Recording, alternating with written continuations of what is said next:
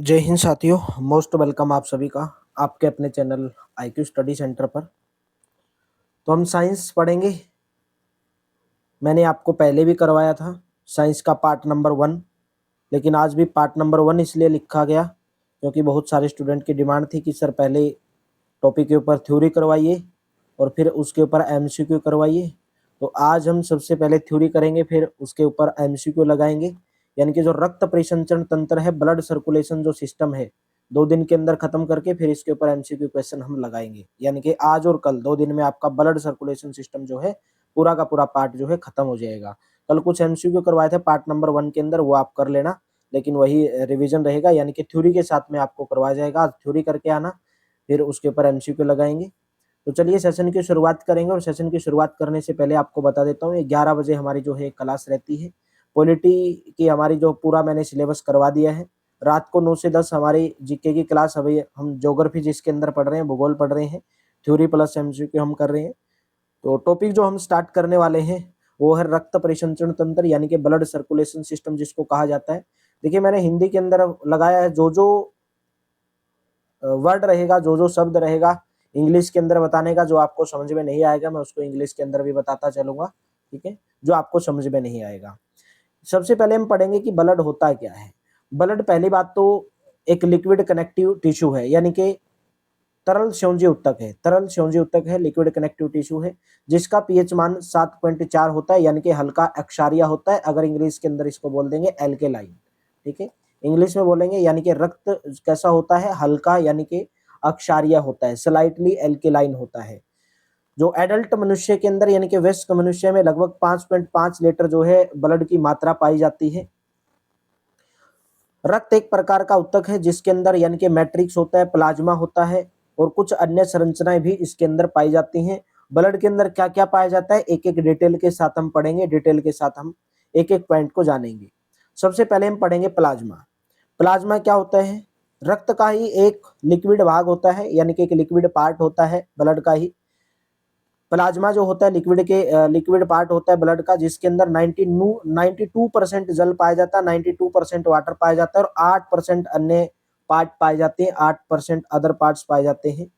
कैसा, इसका हल्का पीले रंग का होता है, स्लाइटली लाइट येलो आप कलर के अंदर इसको बोल सकते हैं। इसके अंदर पोषक पदार्थ यानी कि न्यूट्रिएंट्स, उत्सर्जी पदार्थ होते हैं।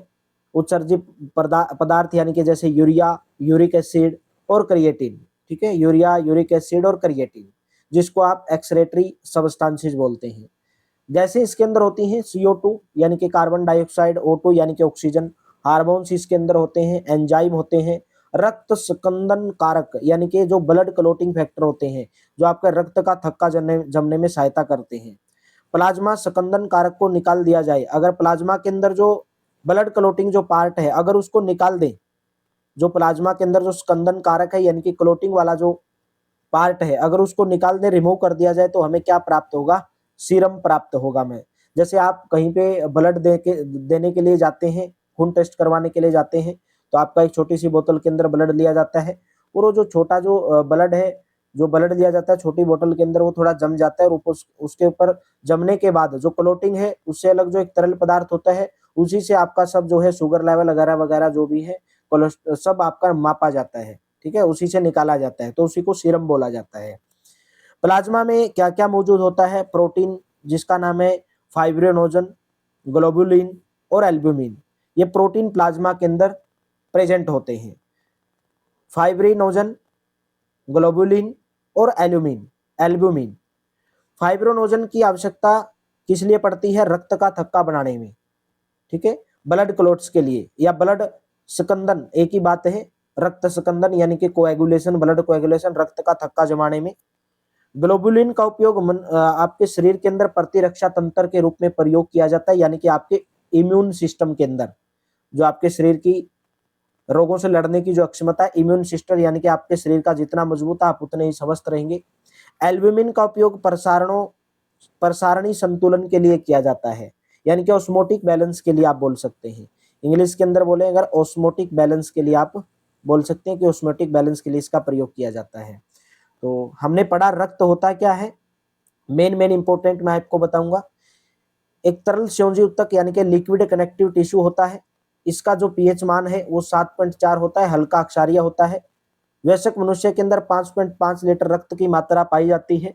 रक्त के अंदर प्लाज्मा मौजूद होता है और अन्य कुछ संगठित संरचना इसके अंदर मौजूद होती हैं। प्लाज्मा के अंदर 92% जल पाया जाता है और 8% अदर पार्ट जो है प्लाज्मा के अंदर पाए जाते हैं। प्लाज्मा हल्के पीले रंग का होता है। इसके अंदर न्यूट्रिएंट्स होते हैं, उत्सर्जी पदार्थ होते हैं जैसे यूरिया, यूरिक अम्ल, क्रिएटिन। गैसें इसके अंदर CO2 होती है, O2 होती है। हार्मोन्स इसके अंदर होते हैं, एंजाइम्स होते हैं, रक्त स्कंदन कारक यानी कि ब्लड क्लोटिंग फैक्टर होते हैं। अगर प्लाज्मा के जो स्कंदन पार्ट है, क्लोटिंग वाला पार्ट अगर निकाल दिया जाए तो हमें सीरम प्राप्त होगा। ठीक है। प्लाज्मा में फाइब्रिनोजन कौन कौन से प्रोटीन पाए जाते हैं? फाइब्रिनोजन पाया जाता है, ग्लोबुलिन होता है और एल्बुमिन होता है। ये किस किस काम आते हैं? फाइब्रिनोजन है ब्लड क्लोटिंग यानी कि रक्त का थक्का बनाने में, जैसे आपको चोट लग गई, अगर आपका फाइब्रिनोजन की प्रोटीन की अगर कमी रहेगी, एक फाइब्रिनोजन जो प्रोटीन है एक फाइब्रिन जेल बनाते हैं। ठीक है, एक जाल बना देते हैं जिसे आपका खून बहने से रुक जाता है। अगर आपके अंदर इसकी कमी रहेगी तो फाइब्रिनोजन प्रोटीन की कमी रहेगी तो रक्त का थक्का जल्दी जमेगा नहीं और आपका खून बहने से रुकेगा नहीं। ग्लोबुलिन का उपयोग मनुष्य शरीर में प्रतिरक्षा तंत्र, एल्ब्यूमिन का उपयोग प्रासरणी संतुलन यानी कि ऑस्मोटिक बैलेंस के लिए किया जाता है। नेक्स्ट पॉइंट पढ़ेंगे हम रक्त कणिकाएं। ठीक है, रक्त के अंदर रक्त कणिकाएं भी होती हैं। अगर इंग्लिश में बात की जाए रक्त कणिकाओं की, ब्लड सेल्स, ब्लड सेल होती हैं। दो प्रकार की ब्लड सेल होती हैं। रक्त का जो ठोस भाग होता है, ठीक है, यानी कि रक्त के ठोस भाग के अंदर, रक्त के ठोस भाग के अंदर क्या क्या मौजूद होता है? लाल रक्त कणिका यानी कि आरबीसी, श्वेत रक्त कणिकाएं, व्हाइट ब्लड सेल और प्लेटलेट्स। ये तीन चीजें उपस्थित होती हैं सॉलिड पार्ट, ब्लड के सॉलिड पार्ट के अंदर। जो मैंने आपको बताया ना कि सॉलिड एक जगह पे जम जाता है और थोड़ा ऊपर तरल पदार्थ आ जाता है। सॉलिड पार्ट के अंदर आरबीसी होती है, डब्ल्यूबीसी होती है, प्लेटलेट्स होती हैं। रेड ब्लड सेल पढ़ेंगे सबसे पहले। लाल रक्त कणिकाएं, इनको इरिथ्रोसाइट भी कहा जाता है। इनका जो केमिकल नेम आप बोल सकते हैं इरिथ्रोसाइट है। और ये कहां पर बनती हैं? अस्थि मज्जा के अंदर बनती हैं, बोन मैरो के अंदर आप ये बोल सकते हैं बनती हैं। ठीक है, इनकी जो औसत आयु है 120 दिन होती है, 120 दिन का लाइफ स्पेन होता है। इनका जो विनाश है वो प्लीहा के अंदर होता है, यानी कि स्प्लीन के अंदर जो है इनका विनाश होता है, डिस्ट्रक्शन होता है। और प्लीहा को लाल रक्त कणिकाओं का क्या कहा जाता है? कब्रिस्तान। लाल रक्त कणिकाओं का, आरबीसी का कब्रिस्तान किसको कहा जाता है? प्लीहा को, क्योंकि प्लीहा के अंदर जाके नष्ट हो जाती है। आकार में कैसी होती है? दवी अवतलाकार, यानी कि इस प्रकार से आप बोल सकते हैं दवी अवतलाकार, यानी कि एक प्रकार का ऐसा आकार इनका होता है, दवी अवतला आकार की होती है, जो रेड ब्लड सेल है। ठीक है, और इसका जो आकार है 7 एंगस्ट्रोम होता है, 7 एंगस्ट्रोम, बाइवेलेंट, दवी अवतलाकार, बाइवेलेंट आप बोल सकते हैं। लाल रंग किसके कारण होता है? हीमोग्लोबिन इसके अंदर प्रेजेंट होता है। आरबीसी का लाल रंग हीमोग्लोबिन के कारण होता है। हीमोग्लोबिन का श्वसन गैसों के परिवहन में महत्वपूर्ण भूमिका है। हीमोग्लोबिन जो है इंपॉर्टेंट रोल प्ले करता है रिस्पायरेटरी गैसेज के अंदर, जो आपके सांस लेने के अंदर, जो आपके श्वसन क्रिया के अंदर जो गैसें काम आती हैं उनको शरीर के अंदर ट्रांसपोर्ट करना, उनका परिवहन करना हीमोग्लोबिन का काम है। इनकी जो सामान्य संख्या है लाल रक्त कणिकाओं की, मनुष्य के अंदर 50 से 55 लाख प्रति घन मिलीमीटर होती है। इनकी संख्या में अगर कमी आ जाए तो आपके शरीर में एनीमिया रोग हो जाएगा। और ज्यादातर अगर रक्तस्राव हो जाए, रक्त बह जाए, मलेरिया हो जाए, विटामिन बी की कमी हो जाए, आपके शरीर के अंदर आयरन मेटल यानी कि लौह तत्व की कमी हो जाए, ठीक है, उसे एनीमिया होता है। लाल रक्त कणिकाओं की संख्या में अगर कमी आएगी, आरबीसी अगर कम होगी तो एनीमिया रोग होगा। और एनीमिया किससे होता है? ज्यादा ब्लड, आपका चोट लग गई, ज्यादा ब्लड आपका निकल गया, ठीक है, एक्सेसिव ब्लीडिंग हो गई, मलेरिया हो गया, विटामिन बी की कमी हो गई, आयरन की डेफिशिएंसी कमी हो गई तो एनीमिया होता है।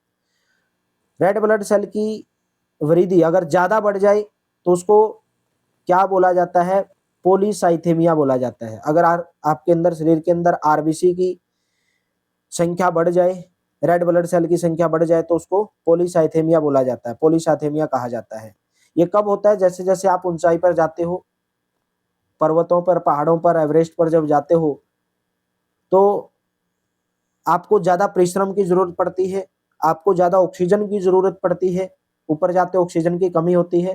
तो ऊंचाई वाले स्थानों पर जिस प्रकार आप बढ़ते जाओगे तो आपको ज्यादा परिश्रम करने की जरूरत पड़ेगी, आपको ऑक्सीजन की ज्यादा जरूरत पड़ेगी, तो आरबीसी बढ़ जाएगी। आरबीसी क्या हो जाएगी, बढ़ जाएगी, यानी कि ऊपर ऊंचाइयों पर जाने पर आपको पॉलीसाइथेमिया हो सकता है। इसमें केंद्रक होता है, ठीक है, न्यूक्लियस बोल सकते हैं, माइटोकॉन्ड्रिया, अंत्य प्रद्रवी जालिका यानी कि एंडोप्लाज्मिक रेटिकुलम बोलते हैं, गोल्जी काय, गोल्जी बॉडीज और कोशिकांग, ये इसके अंदर नहीं पाए जाते हैं। आरबीसी के अंदर ना केंद्रक होता है, ना न्यूक्लियस होता है, ना माइटोकॉन्ड्रिया होता है, ना एंडोप्लाज्मिक यानी कि अंत्य प्रद्रवी जालिका नहीं होती, गोल्जी काय नहीं होते हैं, ठीक है। परंतु कुछ अपवाद हैं, स्तनधारी हैं, ऊंट और लामा, जिनके अंदर आरबीसी, इनके अंदर जो आरबीसी होती है ऊंट और लामा में, इनके आरबीसी में केंद्रक पाया जाता है। अदरवाइज आरबीसी, अदर जो मनुष्य हो गए या अदर जानवर हो गए, उनके अंदर आरबीसी के अंदर केंद्रक, माइटोकॉन्ड्रिया, अंत्यप्रद्रवी जालिका, गोल्जी काय जैसे कुछ कोशिकांग इसके अंदर नहीं पाए जाते हैं, ठीक है। बल्कि ऊंट और लामा की अंदर जो है आरबीसी के अंदर केंद्रक पाए जाते हैं। नेक्स्ट हम पढ़ेंगे श्वेत रक्त कणिका यानी कि white blood cell. White blood cell, white blood cell को आप ल्यूकोसाइट भी कहा जाता है। व्हाइट ब्लड सेल का अदर जो नाम है वो क्या है, ल्यूकोसाइट, ठीक है। और उसका क्या नाम था, एरिथ्रोसाइट, आरबीसी का एरिथ्रोसाइट। हीमोग्लोबिन के अभाव के कारण ये रंगीन होती है, यानी कि इसके अंदर हीमोग्लोबिन की कमी होती है, लैक ऑफ हीमोग्लोबिन, इसलिए कैसी होती है, रंगहीन होती है, कलरलेस होती है, इसलिए इनको श्वेत रक्त कणिकाएं, व्हाइट ब्लड सेल कहा जाता है। अगर आपके शरीर के अंदर डब्ल्यूबीसी की मात्रा बढ़ेगी तो आपको उस चीज को बोला जाता है ल्यूकोसाइटोसिस, और आपको जो रोग होगा उसको बोला जाएगा ल्यूकेमिया। डब्ल्यूबीसी की कमी से होने वाला रोग ल्यूकेमिया, और आरबीसी की कमी से होने वाला रोग एनीमिया, और ल्यूकोसाइटोस इसको बोला जाता है। आपके शरीर में जो लक्षण है, संक्रमण, एलर्जी, रक्त कैंसर के अंदर जो है आपके डब्ल्यूबीसी के अंदर क्या हो जाती है, वृद्धि हो जाती है, ठीक है। डब्ल्यूबीसी ल्यूकोसाइटोपिनिया होता है, अगर आपकी कमी हो गई तो उसको क्या बोला जाएगा, ल्यूकोसाइटोपिनिया। अगर वृद्धि हो गई, ल्यूकेमिया या ल्यूकोसाइटोसिस बोला जाएगा। अगर डब्ल्यूबीसी की कमी हो गई तो ल्यूकोसाइटोपिनिया कहा जाएगा। ये किसके कारण होता है, वायरस के कारण। जैसे एडस किसी को है, एडस की full form acquired immuno deficiency syndrome, virus हो गया आपके शरीर के अंदर, वायरस घुस गए, एडस, ठीक है, तो उसके अंदर डब्ल्यूबीसी की कमी हो जाती है। और डब्ल्यूबीसी का बनना यानी कि उत्पादन, डब्ल्यूबीसी का बनना क्या कहलाता है, ल्यूकोपोइसिस कहा जाता है। डब्ल्यूबीसी के बनने को क्या कहा जाता है, प्रोडक्शन ऑफ डब्ल्यूबीसी, ल्यूकोपोइसिस कहा जाता है। ये बहुत कम समय तक जीवित रहती है, 2 से 4 दिन बनती रहती है, अपने आप मर जाती है, अपने आप बनती है। कार्यकाल बोल सकते हैं 2 से 4 दिन तक जीवित रहती है, बहुत कम समय तक। 2 भागों के अंदर इसको विभक्त किया गया है, 2 भागों के अंदर बांटा गया है। हम पढ़ेंगे 2 भाग कौन कौन से हैं। एक तो है कणिकाणु यानी कि ग्रेनुलोसाइट बोलते हैं, एक है अकणिकाणु कोशिका यानी कि एग्रेनुलोसाइट, ठीक है। 2 भागों के अंदर इसको बांटा गया है, न्यूट्रोफिल, इओसिनोफिल व बेसोफिल, इसके बारे में पढ़ेंगे। और एक है अकणिकाणु कोशिका यानी कि लिम्फोसाइट और मोनोसाइट। डब्ल्यूबीसी को बांटा गया है 2 भागों के अंदर। इनकी संख्या आरबीसी की अपेक्षा बहुत कम होती है। एक स्वस्थ मनुष्य में जो कणिकाएं हैं औसतन 6000 से 8000 प्रति घन मिलीमीटर होती हैं, यानी कि अनुपात में आप बोल सकते हैं लगभग 600:1 आरबीसी या डब्ल्यूबीसी, ठीक है, क्योंकि वो लगभग 5 से 6 लाख होती है और ये 6000 से 8000, तो 600:1। डब्ल्यूबीसी में न्यूट्रोफिल संख्या में सबसे अधिक, एग्जाम के अंदर पूछा जाता है, न्यूट्रोफिल सबसे ज्यादा, डब्ल्यूबीसी में सबसे ज्यादा न्यूट्रोफिल पाया जाता है और बेसोफिल सबसे कम डब्ल्यूबीसी के अंदर पाया जाता है। तो ये था श्वेत रक्त कणिकाओं के बारे में। क्या इसको कहा जाता है, क्या इसका रासायनिक नाम है, कमी हो गई तो कौन सा रोग होगा, ज्यादा हो गई तो कौन सा रोग होगा, उसको क्या बोला जाएगा, किन 2 भागों के अंदर बांटा गया है, स्वस्थ मनुष्य के अंदर डब्ल्यूबीसी की मात्रा कितनी होती है। ये सब हम रक्त के भाग पढ़ रहे हैं, यानी कि रक्त के अंदर क्या क्या मौजूद होता है। प्लाज्मा हमने पढ़ा, आरबीसी पढ़ा, डब्ल्यूबीसी पढ़ा, अभी पढ़ेंगे प्लेटलेट्स यानी कि पट्टिकाणु, प्लेटलेट्स, जिनको थ्रोम्बोसाइट भी कहा जाता है। याद रखना भाई, आरबीसी एरिथ्रोसाइट, डब्ल्यूबीसी ल्यूकोसाइट और ये थ्रोम्बोसाइट अस्थि मज्जा यानी कि बोन मैरो की विशेष कोशिका के टुकड़ों के विखंडन से बनती है। जिसका नाम है मेगाकैरियोसाइट। कोशिका के टुकड़े हैं मेगाकैरियोसाइट, उनके विखंडन से यानी कि उनके टूटने से बनती है। अगर शरीर के अंदर थ्रोम्बोसाइट की संख्या बढ़ गई, प्लेटलेट्स की संख्या में वृद्धि हो गई, तो उसको क्या कहा जाता है? थ्रोम्बोसाइटोसिस कहा जाता है। और आपके जिसे शरीर में रक्त नलिकाओं के थक्का का निर्माण होता है, यानी कि आपके शरीर में रक्त का थक्का, ब्लड जमना लगता है, जिससे आपको हार्ट अटैक, कार्डियक प्रॉब्लम हो सकती है अगर प्लेटलेट्स की संख्या बढ़ गई। अगर थ्रोम्बोसाइट यानी कि प्लेटलेट्स की कमी हो गई तो उसको थ्रोम्बोसाइटोपिनिया कहा जाता है। पिनिया बस याद रखना, पिनिया का मतलब होता है कमी। ठीक है। डेंगू में जब आपको डेंगू बुखार होता है तो आप देखते होंगे प्लेटलेट्स की कमी हो जाती है। ठीक है। थ्रोम्बोसाइट अगर कमी हो गई तो थ्रोम्बोसाइटोपिनिया कहा जाएगा। आपके ब्लड में प्लेटलेट्स की जो मात्रा है लगभग 1.5 से 3.5 लाख प्रति घन मिलीमीटर होती है। प्लेटलेट्स कई प्रकार के पदार्थ से स्रावित होता है। ठीक है। कई प्रकार के सबस्टांसिस से मिलकर बना होता है, जिसमें ज्यादातर रुधिर स्कंदन में सहायक है, यानी कि जो आपका ब्लड क्लोटिंग है, रक्त का थक्का जमने में आपकी जो प्लेटलेट्स हैं वो सहायता करती हैं। अगर इनकी संख्या में कमी हो गई तो जो स्कंदन है यानी कि कोएगुलेशन है, उसमें क्या हो जाएगी? विकृति हो जाएगी और आपके शरीर से अधिक रक्तस्राव होता रहेगा। यानी कि अगर आपके शरीर के अंदर प्लेटलेट्स की कमी है और आपको चोट लग गई तो आपके स्कंदन नहीं होगा, यानी कि ब्लड का कोएगुलेशन नहीं होगा और खून बहता रहेगा, खून रुकेगा नहीं अगर आपके शरीर के अंदर प्लेटलेट्स की कमी है। ठीक है। नेक्स्ट हम पढ़ेंगे मेरे दोस्तों ब्लड ग्रुप यानी कि रक्त समूह। कल मैंने आपको कुछ करवाया था, उसके अंदर मैंने गलत बता दिया कि कार्ल लैंडस्टीनर, मैंने कुछ अलग बोल दिया था विलियम हार्वे तो ब्लड सर्कुलेशन सिस्टम के बारे में बताया था विलियम हार्वे ने।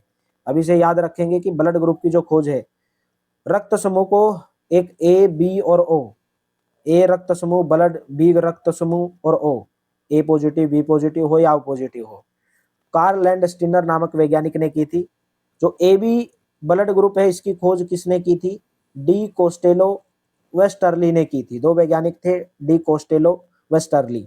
जबकि A blood group, B blood group, O blood group, इन तीनों की खोज कार्ल लैंडस्टीनर ने की थी। जबकि जो ए ब्लड ग्रुप है उसकी खोज डी कोस्टेलो व स्टर्ली ने की थी। जो ओ ब्लड ग्रुप है, जिसका भी ओ ब्लड ग्रुप है, उसको यूनिवर्सल डोनर कहा जाता है। यूनिवर्सल डोनर कहा जाता है। क्यों कहा जाता है? क्योंकि वो किसी को भी रक्त दे सकता है, ब्लड दे सकता है। या किसी का ए ब्लड ग्रुप हो, किसी का बी हो, ए बी हो, ओ हो, किसी का भी हो। ठीक है। सभी ब्लड समूह वालों को, सभी ब्लड ग्रुप वालों को, जिसका ओ ब्लड ग्रुप है वो सभी को ब्लड दे सकता है, इसलिए उसको यूनिवर्सल डोनर कहा जाता है। यानी कि दान करता है, भाई ले लो मेरे से, सब ले लो, लूट लो। ए बी जो ब्लड ग्रुप वाले हैं उनको यूनिवर्सल रिसीवर कहा जाता है, जैसे मेरे जैसे, मैं सबसे लेता रहता हूँ। ठीक है।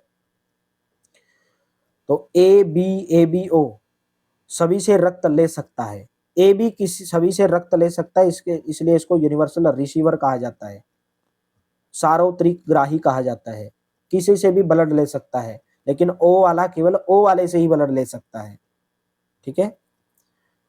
जो ब्लड ग्रुप का जो निर्धारण है, इसने बोला ब्लड ग्रुप का जो निर्धारण है, ब्लड ग्रुप डिटरमाइंड जो किया जाता है, वो आपकी जो आरबीसी होती है, रेड ब्लड सेल के ऊपर एंटीजन के द्वारा होता है।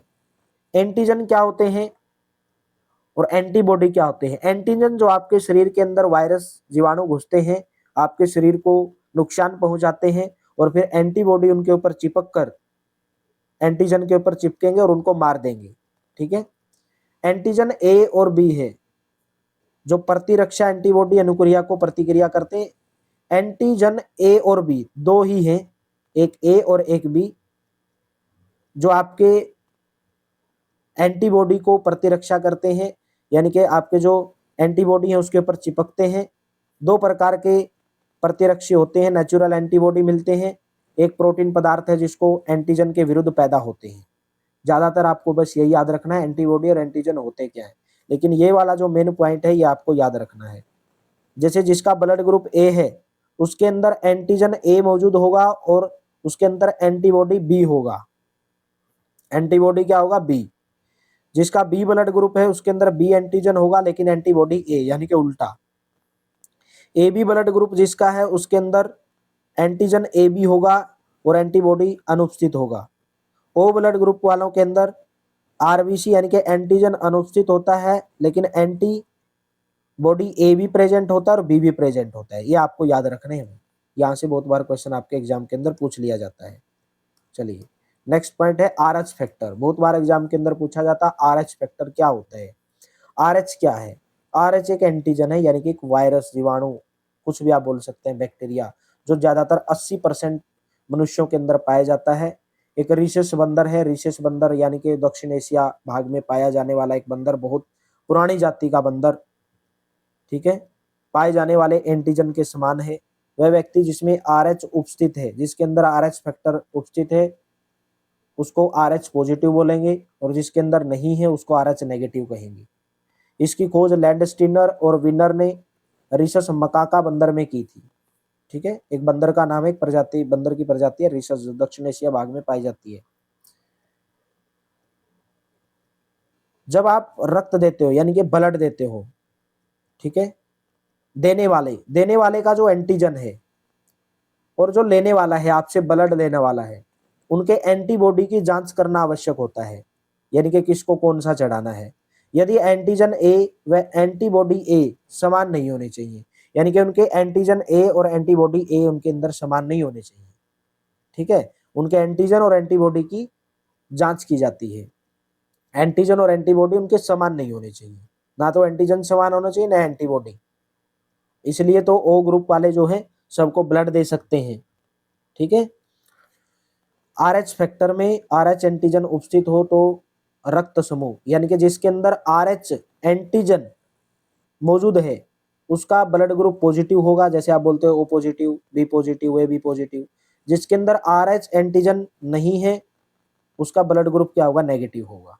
ठीक है, अभी आप देख लो, आपका नेगेटिव है तो आर एच एंटीजन मौजूद नहीं है आपके रक्त में, ब्लड में। अगर एंटीजन आर एच एंटीजन उपस्थित है तो आपका जो पॉजिटिव होगा।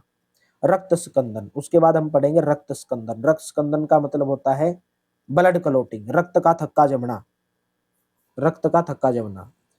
रक्त के किसी चोट की प्रतिक्रिया स्वरूप रक्त स्कंदन यानी कि रक्त का जमाव होता है।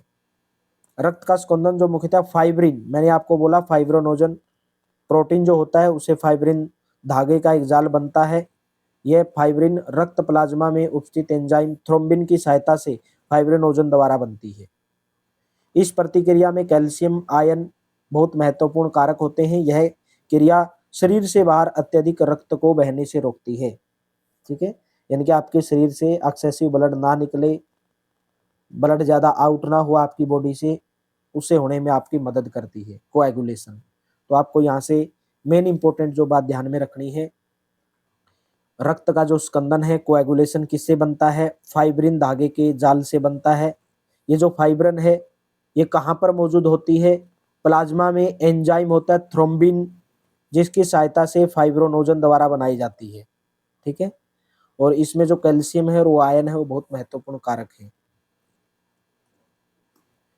नेक्स्ट हम पढ़ेंगे लसिका और लसिका के कार्य। लसिका क्या होता है और लसिका के कार्य पढ़ेंगे। लसिका क्या है यानी कि लिम्फ क्या है? एक रंगहीन द्रव है, रंगहीन द्रव है, ठीक है, जिसमें लिम्फोसाइट मिलते हैं। क्या मिलते हैं? लिम्फोसाइट। कलरलेस फ्लूइड है, लिम्फोसाइट इसके अंदर पाए जाते हैं। लिम्फोसाइट क्या होते हैं? लिम्फोसाइट आपका जो बॉडी का इम्यून है रिस्पॉन्स, जिस प्रकार से आपकी बॉडी मान के चलो बीमार हो गई, आपके शरीर का इम्यून सिस्टम कैसा है, लिम्फोसाइट हेल्पफुल रहते हैं किसके लिए? इम्यून रिस्पॉन्स के लिए, आपकी बॉडी के लिए। यानी कि आपकी बॉडी बीमार हो गई तो किस प्रकार से प्रतिक्रिया करेगी, उसके अंदर सहायता करते हैं लिम्फोसाइट। लसिका यानी कि लिम्फ एक द्रव होता है, कलरलेस फ्लूइड होता है। रक्त जब ऊतक की कोशिकाओं से प्रवाहित होता है, when blood flows through the cell of the tissue, शरीर के अंदर जो टिश्यू मौजूद होते हैं, कोशिका के जो टिश्यू होते हैं, उनके थ्रू जब ब्लड फ्लो होता है तब जो बड़े प्रोटीन अणु एवं संगठित पदार्थों को छोड़कर रक्त से जल एवं जल में घुलनशील पदार्थ तरल के रूप में बाहर निकल आते हैं, जिसे लसिका या उत्तक द्रव कहते हैं। इंग्लिश के अंदर मैं बोलूं, when bloods flow through the cell of the tissue then living behind the large protein molecules, अपने पीछे वो बहुत बड़े प्रोटीन मोलिक्यूल छोड़ते हैं और उनसे सबस्टांस वाटर सोल्यूबल सबस्टांस बाहर निकलते हैं लिक्विड की फॉर्म में, उसी को क्या कहा जाता है, लिम्फ कहा जाता है। इसके कार्य क्या है, लिम्फोसाइट रोगाणुओं का भक्षण करता है। लिम्फोसाइट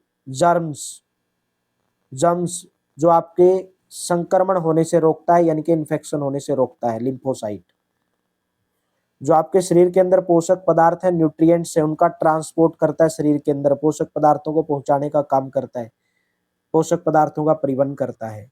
याद रखने का पॉइंट इसमें यही है, कलर कैसा होता है, रंगहीन होता है, कलरलेस होता है, लिक्विड होता है, फ्लूइड होता है। इसके अंदर क्या होता है, लिम्फोसाइट क्या होते हैं, आपके शरीर की जो अनुक्रिया है उसके अंदर प्रतिरक्षा, शरीर के अंदर बीमारी होगी किस प्रकार से आपके शरीर को उस बीमारी से लड़ना है, उसके अंदर आपकी सहायता करते हैं। रक्त जब आपके कोशिकाओं के टिश्यू के अंदर चला जाता है, यानी कि जब फ्लो होने लगता है आपकी कोशिकाओं के उत्तक के अंदर, तो बड़े बड़े प्रोटीन अणु और कुछ पदार्थ को छोड़ के आपके ब्लड से जल और जल में कुछ घुलनशील पदार्थ लिक्विड की फॉर्म में बाहर निकलते हैं, और उसी लिक्विड को क्या कहा जाता है, लसिका यानी कि लिम्फ कहा जाता है, उसी को उत्तक द्रव कहा जाता है, उसी को क्या कहा जाता है, उत्तक यानी टिश्यू फ्लूइड कहा जाता है, टिश्यू फ्लूइड कहा जाता है। तो ये था मेरे दोस्तों इसके बारे में। कल हम पढ़ेंगे मोस्ट इंपोर्टेंट टॉपिक, रुधिर परिसंचरण तंत्र यानी कि ब्लड सर्कुलेशन सिस्टम।